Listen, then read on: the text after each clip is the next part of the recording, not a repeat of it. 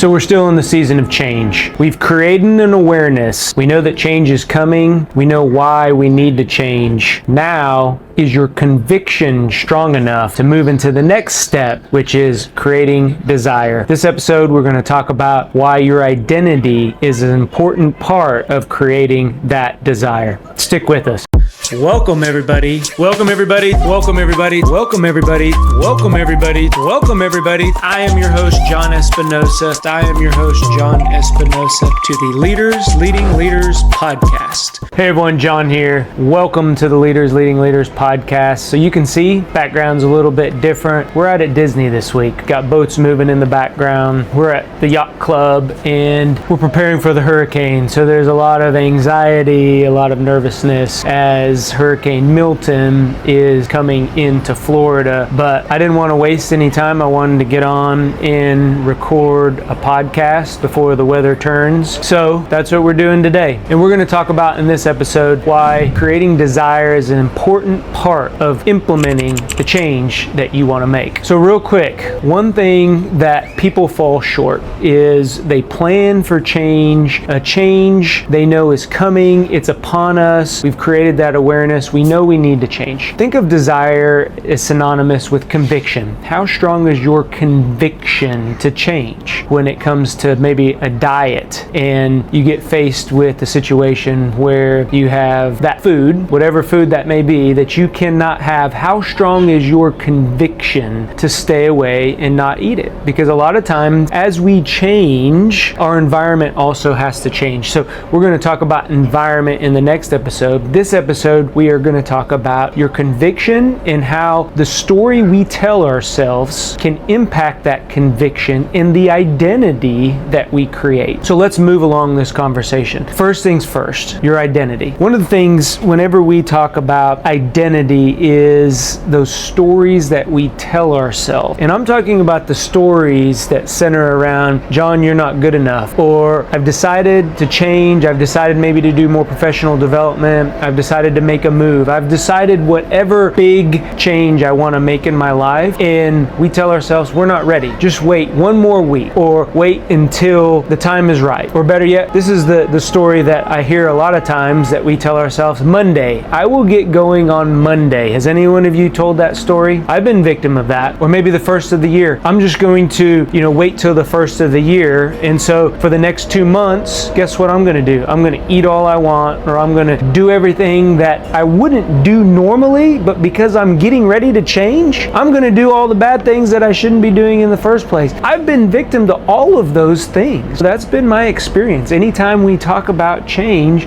those are the stories we begin to tell ourselves. And those stories become reality because those stories turn into the identity that we create. So let's talk about the words like imposter syndrome. I'm even getting away from using the word imposter syndrome because I'm not an imposter. The things that we start, we're novices, we're beginners. And when you begin a journey, when you begin to change, what do? Just like you begin to, do anything in your life, if it was a sport, if it was a trade, if it was schooling, if it was a new job, you begin and you are novice. You are learning. You're not an imposter, you're a beginner. So next time that we begin to tell ourselves these stories that create our identity, we need to take a time out. We need to take a time out and check the facts. And what I mean there are, whenever we begin down this journey, self-talk, there are things that I tell myself that I wouldn't even say to my spouse, my kids, my significant other, my family,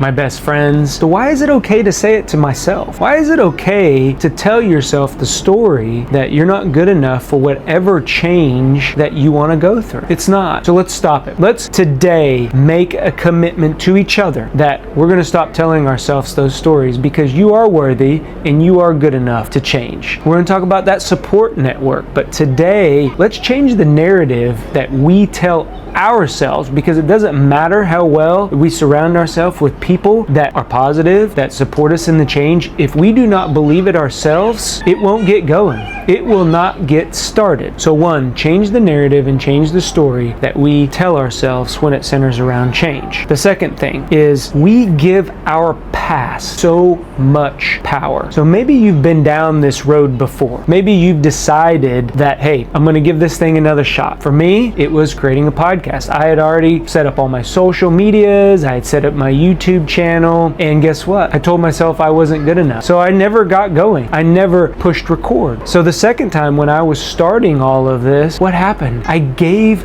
the past that power over me where I didn't get into action. It took me 2 years to push the record button after I decided that this is what I wanted to do.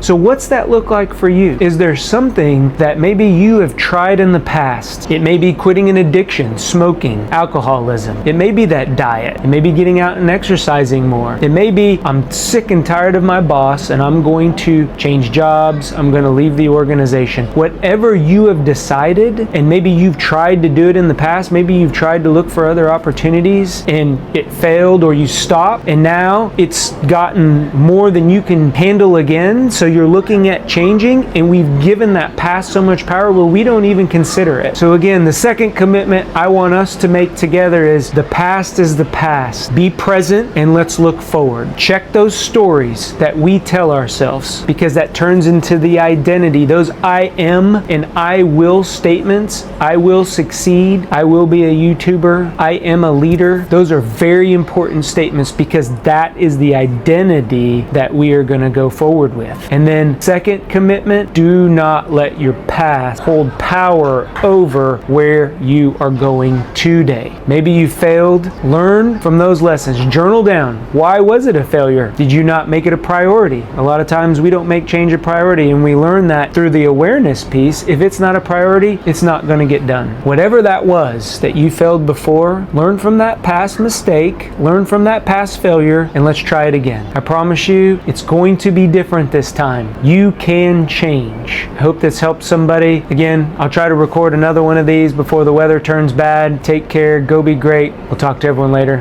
Bye-bye. If you like what you're hearing, do us a favor, click on that subscribe button, give us a thumbs up, or leave a comment. That lets us know that what we are putting out benefits you. If you want additional information or resources or learn how to work with me, head on over to thejohnespinosa.com, because when we become better versions of ourselves, it helps us get others to where they're going. Go be great. Talk to everyone later.